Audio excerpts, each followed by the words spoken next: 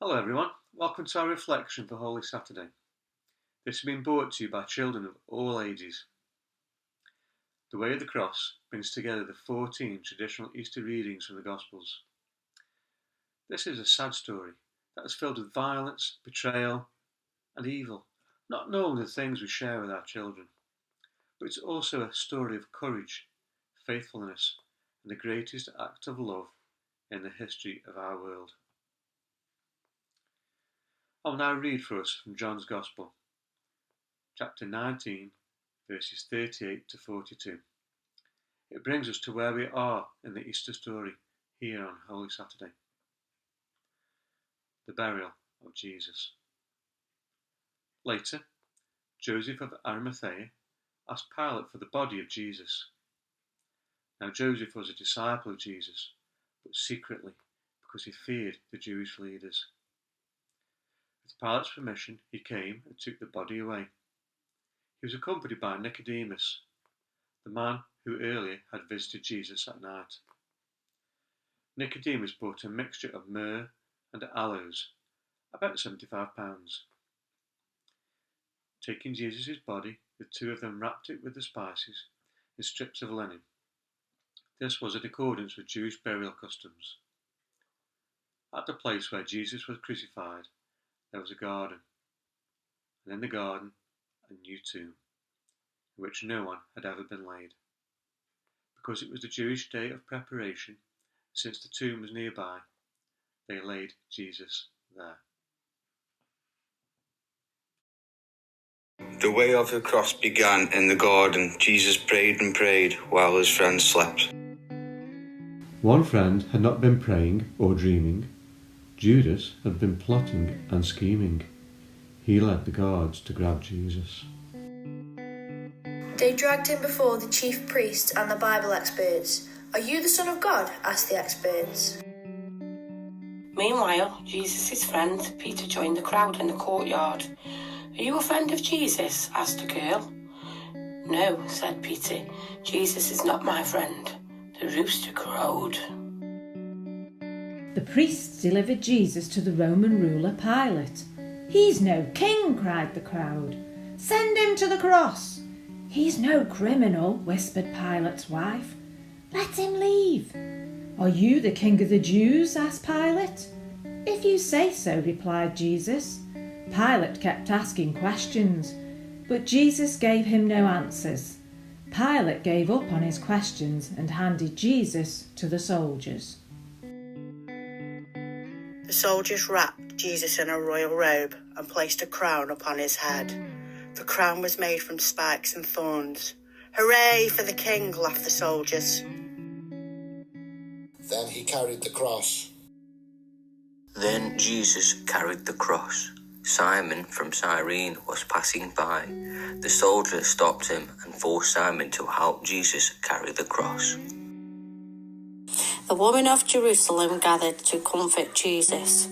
Jesus could not comfort the women of Jerusalem. Jesus was hung upon the cross. "Jesus, remember me when you enter your kingdom," said the criminal. "Soon we will stand together in the king's garden," promised Jesus. Jesus looked down from the cross and saw two people that he loved, two people that loved him. He said to Mary, his mother, "Woman, John is now your son." He said to John, "My friend, here is your mother." From that day on, Mary lived in John's home. Jesus died on the cross.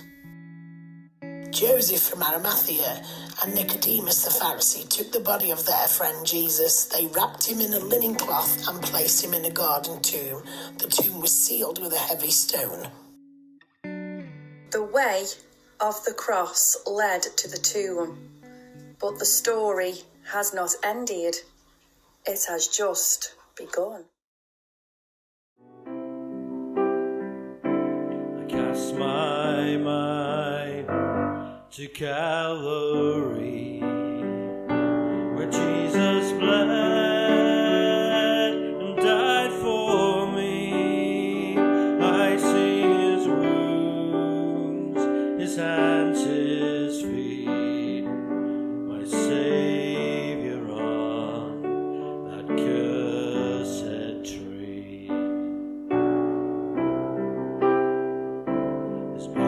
bound and drenched in tears, they laid him down in Joseph's tomb, the entrance sealed by heavy stone. Messiah still and all alone. Oh, praise the name of the Lord our God. Oh, praise his name forevermore. For endless days we will sing your praise, O Lord our God. And on the third, at break of dawn, the Son of Heaven rose again. Oh, trample death, where is your sting? The angels roar for Christ the King. I'll praise the name of the Lord our God. Oh, praise his name forevermore. For endless days we will sing your praise, O Lord our God. We've come to the part of the story where things slow down. So let us spend a few quiet, still moments and imagine being a disciple who's lost Jesus, their teacher, whom they've followed closely for the last 3 years. Imagine what Jesus' mum and family would have felt like. But not to worry. My Nana always said to me, the best part of a book was the last couple of chapters. It's where all the action is. It's where the story comes together. Holy Saturday feels like we're at the end of the story, but this story is just beginning. Good Friday is so called because Jesus, God's Son, died on the cross so that the people of the whole world, forever, don't have to feel the pain from their sins. Jesus took that pain for us so that we can be forgiven. Holy Saturday is the day we wait in faith and hope that the love of God brings us back to life and frees us from our sins. So the story continues tomorrow. But before we say goodbye, I'd like to say a thank you to the St. John's Church family for the lovely retelling of the story so far. A special thanks to Mark for putting it all together. I'd like to finish with a prayer of blessing. May God's blessing be upon us all, our homes, and all our loved ones, this Easter and always. Amen.